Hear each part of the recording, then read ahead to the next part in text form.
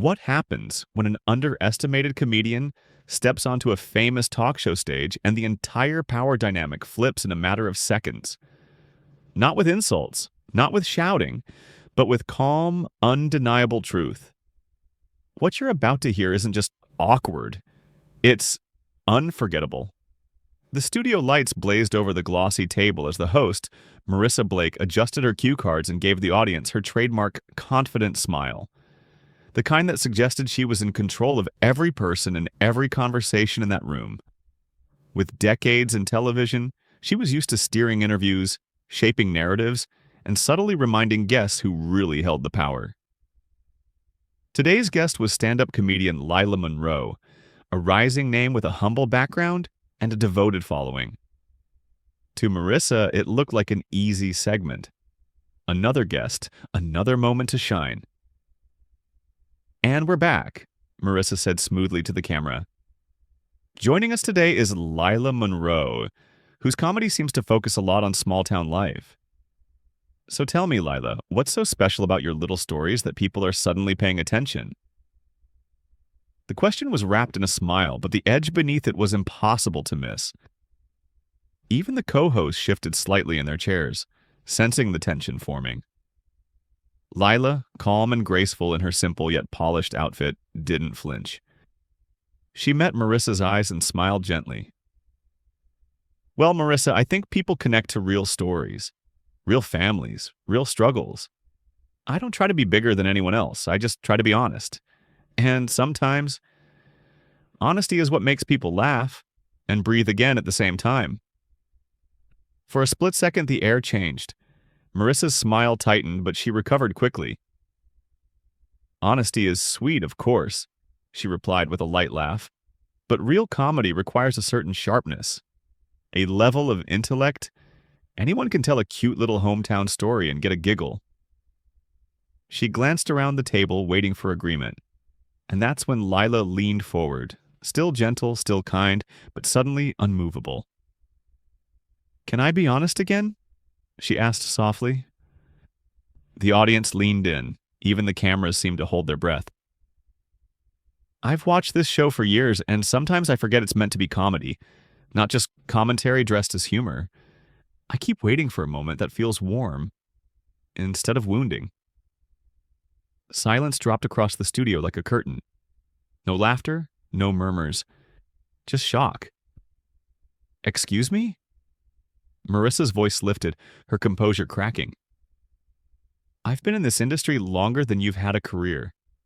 I define what's funny for millions of people." Her fingers curled slightly against the table. Lila nodded respectfully. "And that's impressive," she said. "Truly. But where I come from, we were taught that time doesn't automatically equal kindness. And being sharp isn't the same as being clever. Sometimes the funniest people are the ones who never make someone feel small." The words didn't attack. They illuminated. And somehow, that was worse. Marissa scoffed. "Oh, please. Comedy isn't meant to be polite. It challenges people. It pushes boundaries. It's not all sunshine and hugs like whatever it is you do." Lila didn't rush her response. Her voice softened even more. "You're absolutely right. Comedy should challenge people.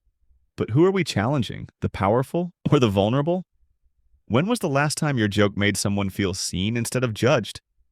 Strong instead of shrinking? That's the difference." She paused. "That's the kind of comedy I chase." The question hovered in the room, and for once there was no quick comeback. No clever remark. Only silence. A co-host tried to jump in, nervous laughter filling the gap. "Well, this is definitely a memorable interview. Lila, let's talk about your upcoming tour." But the moment had already taken over the room. Marissa wasn't ready to let go. "Do you really think you can stand there and lecture me about comedy?" she demanded. "You've played tiny venues while I've lived on national television." Lila smiled, not triumphant, not cruel, just calm. Small rooms, big rooms, church halls, theaters. The size never mattered to me. What mattered was the laughter that healed, the faces that softened, the people who said they felt less alone afterward. Fame doesn't mean much if you forget the purpose that gave it to you in the first place. Comedy is supposed to lift people up, not slowly tear them down in the name of being real. And in that moment, the entire balance of power shifted. No shouting, no insults, just truth. Spoken gently, Mahada, and heard loudly. And the audience? They didn't erupt in laughter. They erupted in applause. Marissa finally snapped, every inch of her polished composure shattering. Comedy is about truth, she snapped, her voice sharp and brittle. And the truth is, not everyone is built for this industry. Some people belong on tiny local stages, not sitting here trying to play with real professionals. The crowd began to shift in their seats. The tension had crossed the line from awkward to electric. Heat filled the studio, and all eyes moved to Lila, who did the exact opposite of what anyone expected. She didn't raise her voice. She didn't roll her eyes. She simply sat there, calm as a quiet evening, allowing Marissa to unravel all on her own. Big professionals? Lila repeated thoughtfully, her expression still gentle, but something in her eyes had hardened like steel wrapped in silk. You know, Marissa, truly big people don't feel the need to shrink everyone else so they can feel important. Big people make others feel bigger. A scoff escaped Marissa's lips. This isn't a children's class, she shot back. This is show business. If you can't take criticism, maybe you should run back to whatever small-town open mic you crawled out of.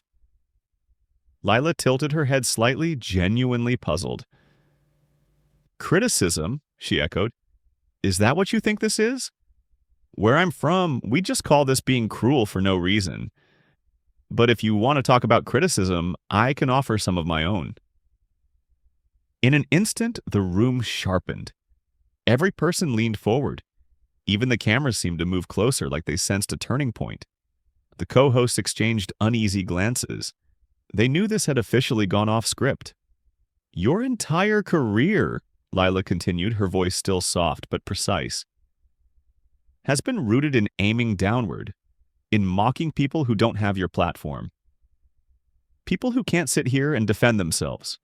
And you call it comedy. But real comedy is brave. It aims upward. It challenges power, not everyday people who are just trying to survive.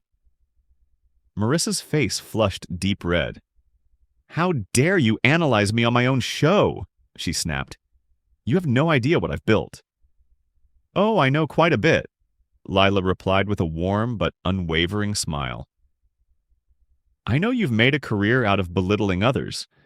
I know you think where you're from makes you better than most. I know you've built an identity around being the woman nobody wants to cross. And honestly, that isn't powerful. It's just sad. Sad? Marissa's voice cracked. I'm successful. I'm influential. I've won more in this business than you ever will. What do you have? A handful of clips online and some fairground gigs? And then Lila laughed. Not a mocking laugh, but a real one, rich and full of life. The kind that made the audience blink in surprise. You want to know what I have? She asked. I have people who leave my shows feeling lighter than they arrived. I have families who tell me laughter got them through their hardest days. I have peers who respect me because I treat people like human beings. That means more than any title or spotlight ever could. Do you have that? Silence swallowed the room whole.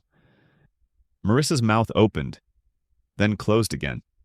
For the first time, there was no sharp remark waiting in the wings. Just a woman grasping for a comeback that wouldn't finish destroying her. One of the co-hosts tried to ease the moment. Well, I suppose every comedian has a different style. Different style, Lila repeated, never taking her eyes off Marissa. Is cruelty a style now? Because that's all I've experienced since I sat down here. I wasn't invited for a conversation. I was invited to be embarrassed. But the only person who looks small right now isn't me. Marissa's hands trembled. You think you're better than me with your sweet little philosophy and fake humility, she hissed. This industry eats people alive. Kindness doesn't survive here. Maybe not, Lila nodded thoughtfully. But at least when kind people walk away, they still recognize themselves in the mirror. Tell me something, Marissa. When you go home at night, are you proud of the version of yourself the world sees? Do you like who you've had to become? That question landed like a physical blow. For just a second, the mask slipped. The audience saw past the television persona to the insecurity underneath. Marissa fumbled with the papers in front of her, hands visibly shaking. I don't have to sit here and take this, she muttered. This is my show. My mistake, Lila replied quietly. Right now, it looks like it belongs to the audience. They're the ones who decide what's worth watching. And at this moment, they're watching someone unravel. Because someone finally told the truth out loud. Marissa looked to her co-hosts, searching for support, but no one met her eyes. One studied her folded hands. Another stared at the ceiling. The rest suddenly found the table fascinating. And in that suffocating silence, one thing became clear. The stage had never really belonged to Marissa at all, and the audience knew it. The realization that she stood completely alone in that moment hit Marissa like a sudden, crushing wave. All the confidence that had fueled her for years drained from her face. Her voice dropped to little more than a tremble. You don't understand, she murmured. This is how this business works. You have to be tough. You have to fight for your place. No, honey, Lila replied softly, and now there was no edge, but only something painfully close to compassion. You don't have to become cruel to survive. You chose that path. And the saddest part is you convinced yourself it was necessary. When really it was just easier than being truly, genuinely funny. The studio fell into a silence so deep that the faint hum of the air conditioning suddenly felt loud. Marissa stared at Lila, her eyes burning with resentment, but beneath it flickered something else. Recognition. As if for the first time in years she was seeing herself clearly in a reflection she never wanted to face. Her breath came fast and shallow, panic creeping in as the truth threatened to take root. And then, just as the realization started to settle, it twisted back into rage. Defense took over. Denial. Anger. You know what? Marissa shot to her feet, her chair scraping violently across the floor. The sound tore through the quiet like a scream. I am done with this self-righteous act. You walk in here pretending to be some kind of saint, but you're nothing. A nobody from nowhere trying to lecture me about a career you could never handle. But Lila didn't rise to meet her energy. She remained seated, her posture relaxed, her eyes filled not with triumph, but sadness. Marissa, please, she said gently. Sit down. We're just talking. No, we're not, Marissa shouted, her voice echoing through the studio. This is an ambush. You came here to humiliate me, and I will not allow it. The crowd shifted, restless and uncomfortable. Phones began appearing in hands, the quiet presence of flashing screens capturing what had now turned into a televised collapse. Behind the scenes, producers froze, torn between cutting the feed or letting the chaos play out. I didn't come here with a plan to hurt you, Lila said, still calm. If anything I've said feels like an attack, maybe it's because the truth hurts when it's been buried for too long. Stop it! Marissa slammed her palm onto the table, rattling the mugs and microphones. Enough of your fake wisdom. This business is brutal. Only the strong survive. And the strong aren't some small-town outsider who thinks she can waltz in and tell the rest of us how to live. One of the co-hosts finally found the courage to speak up. Marissa, maybe we all need to take a breath. Marissa spun toward her. Don't start with me too. I'm the only one here with real backbone. The only one willing to say what everyone else is afraid to admit. Is that what you think you're doing?